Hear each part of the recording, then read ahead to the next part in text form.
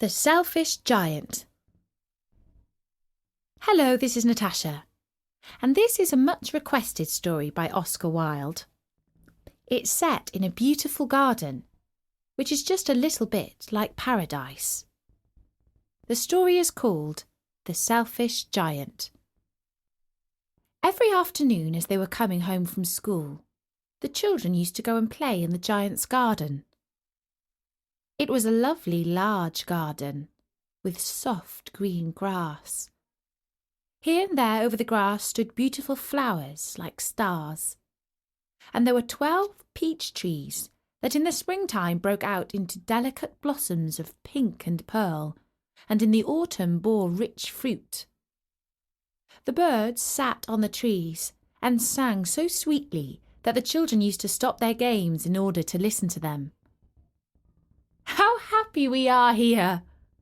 they cried to each other. One day, the giant came back.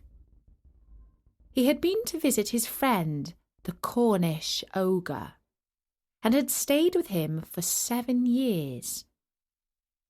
After the 7 years were over, he had said all that he had to say, for his conversation was limited, and he determined to return to his own castle.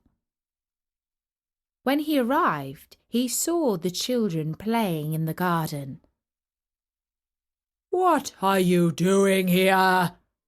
he cried in a very gruff voice, and the children ran away. "My own garden is my own garden," said the giant. "Anyone can understand that, and I will allow nobody to play in it but myself." And so he built a high wall all around it and put up a notice board. "Trespassers will be prosecuted." He was a very selfish giant. The poor children had nowhere to play. They tried to play on the road, but the road was very dusty and full of hard stones, and they did not like it. They used to wander round the high wall when their lessons were over and talk about the beautiful garden inside. "How happy we were in there," they said to each other. Then the spring came, and all over the country there were little blossoms and little birds. Only in the garden of the selfish giant, it was still winter. The birds did not care to sing in it, as there were no children, and the trees forgot to blossom. Once a beautiful flower put its head out from the grass, but when it saw the notice board, it was so sorry for the children that it slipped back into the ground again and went off to sleep. The only people who were pleased were the snow and the frost. "Spring has forgotten this garden," they cried. "So will we live here all the year round."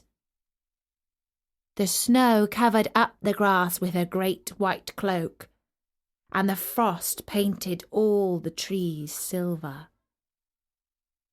Then they invited the north wind to stay with them, and he came. He was wrapped in furs, and he roared all about the garden and blew the chimney pots down.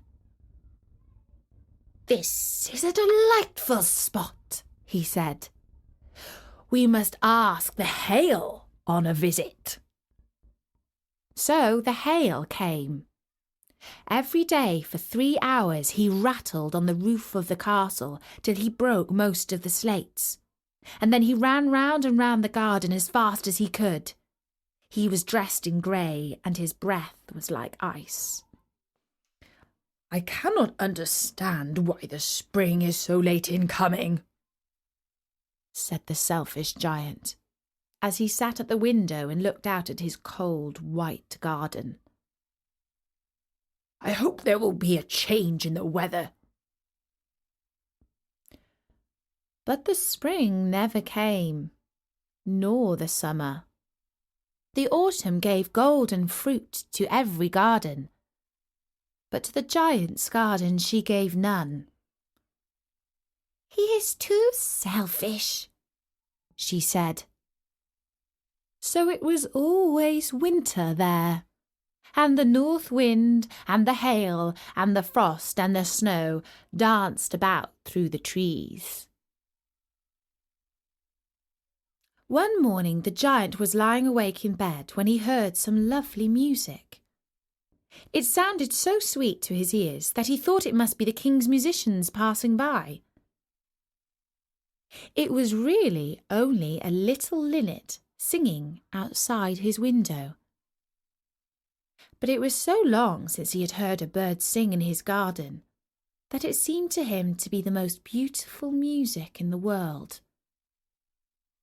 Then the hail stopped dancing over his head, and the north wind ceased roaring, and a delicious perfume came to him through the open casement. "I believe the spring has come at last," said the giant, and he jumped out of bed and looked out. What did he see? He saw a most wonderful sight.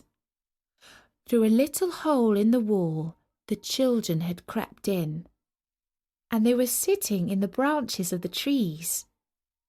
In every tree that he could see there was a little child, and the trees were so glad to have the children back again that they had covered themselves with blossoms and were waving their arms gently above the children's heads. The birds were flying about and twittering with delight, and the flowers were looking up through the green grass and laughing. It was a lovely scene. Only in one corner it was still winter. It was the farthest corner of the garden, and in it was standing a little boy. He was so small that he could not reach up to the branches of the tree, and he was wandering all around it, crying bitterly. The poor tree was still quite covered with frost and snow, and the north wind was blowing and roaring above it. "Climb up, little boy," said the tree, and it bent its branches down as low as it could.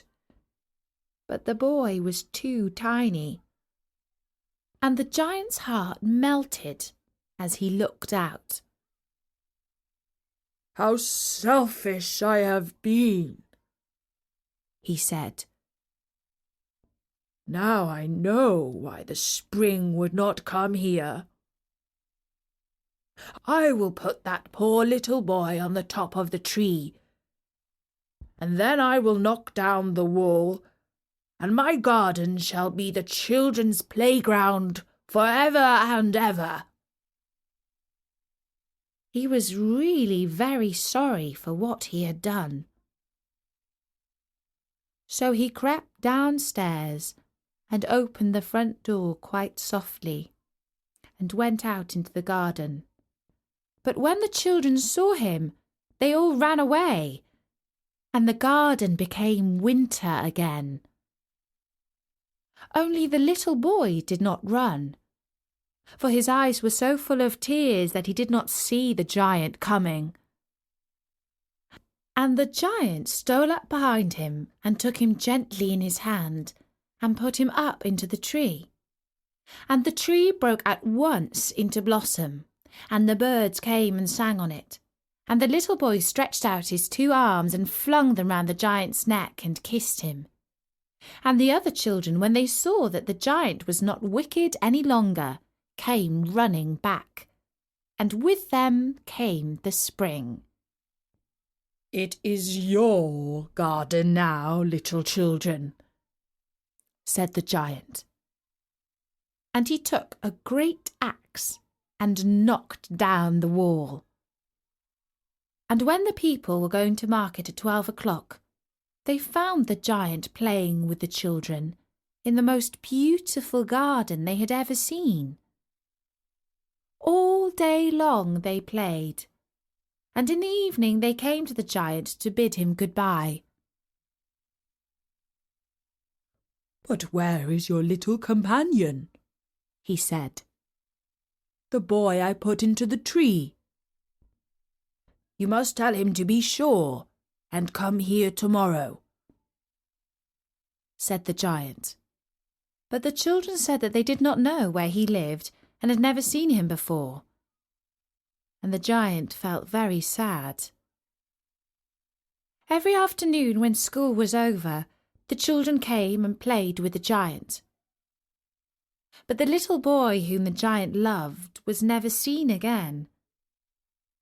The giant was very kind to all the children, yet he longed for his first little friend, and often spoke of him. "How I would like to see him," he used to say.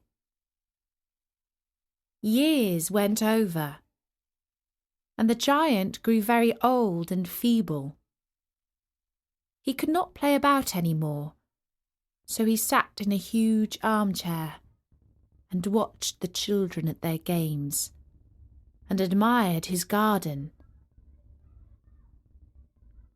"I have many beautiful flowers," he said, "but the children are the most beautiful flowers of all." One winter morning, he looked out of his window as he was dressing. He did not hate the winter now, for he knew that it was merely the spring asleep, and that the flowers were resting. Suddenly he rubbed his eyes in wonder, and looked and looked. It certainly was a marvellous sight. In the farthest corner of the garden was a tree quite covered with lovely white blossom. Its branches were all golden, and silver fruit hung down from them. And underneath it stood the little boy he had loved. Downstairs ran the giant in great joy, and out into the garden. He hastened across the grass and came near to the child. And when he came quite close, his face grew red with anger, and he said, "Who hath dared to wound thee?" For on the palm of the child's hands were the prints of 2 nails, and the prints of 2 nails were on the little feet. "Who hath dared to wound thee?" cried the giant. "Tell me that I may take my big sword and slay him." "Nay," answered the child, "but these are the wounds of love." "Who art thou?" said the giant. And a strange awe fell on him, and he knelt before the little child. And the child smiled on the giant and said to him, "You let me play once in your garden. Today you shall come with me to my garden, which is paradise." And when the children ran in that afternoon, they found the giant lying dead under the tree, all covered with white blossoms. And that was the story of the selfish giant. I think the ending is not meant to be too sad, because the giant went to paradise. Anyway, I do hope you enjoyed it. If you liked this one, we have another story on storynory.com by Oscar Wilde.